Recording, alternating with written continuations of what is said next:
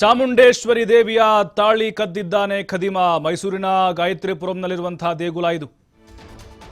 ತಾಯಿ ಚಾಮುಂಡಿನೂ ಕೂಡ ಬಿಡ್ತಾ ಇಲ್ಲ ಕಳ್ಳರು. ತಾಳಿ ಕದ್ದಿದ್ದಾನಂತೆ. ಭಕ್ತರು ಬಹಳ ಶಾಪ ಹಾಕ್ತಿದ್ದಾರೆ.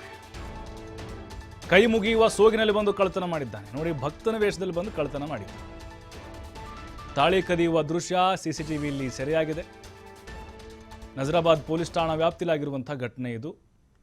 ನೋಡಿ, ಕಳ್ಳ ಒಳಗಡೆನೇ ಹೋಗಿದ್ದಾನೆ. ನೋಡಿ, ತೆಗೆದುಕೊಂಡ ಮಾಂಗಲ್ಯ ಸರ, ಚಾಮುಂಡೇಶ್ವರಿ ತಾಯಿಗೆ ಹಾಕಿದಂತಹ ಆ ತಾಳಿಯನ್ನು ಕೂಡ ಇವನು ಬಿಟ್ಟಿಲ್ಲ. ಕಳ್ಳ ಬಂದ, ಆ ಕಡೆ ಈ ಕಡೆ ನೋಡ್ದ, ಟವಲ್ ಹಾಕ್ಕೊಂಡಿದ್ದಾನೆ, ಮುಖ ಗೊತ್ತಾಗ್ತಾ ಇದೆ.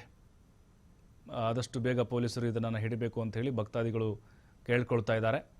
ಗಾಯತ್ರಿಪುರಂನಲ್ಲಿರುವಂತಹ ಚಾಮುಂಡೇಶ್ವರಿ ತಾಯಿ ದೇವಾಲಯ ಇದು. ಈಗ ಭಕ್ತರ ಸೋಗಿನಲ್ಲಿ ಯಾರೂ ಕೂಡ ಸಂದರ್ಭದಲ್ಲಿ ದೇವಸ್ಥಾನದಲ್ಲಿ ಇರಲಿಲ್ಲ, ಅರ್ಚಕರು ಕೂಡ ಇರಲಿಲ್ಲ. ಅದನ್ನೇ ಕ್ಯಾಶ್ ಮಾಡ್ಕೊಂಡು ಬಂದು ಕಳ್ಳತನ ಮಾಡಿದ್ದಾನೆ.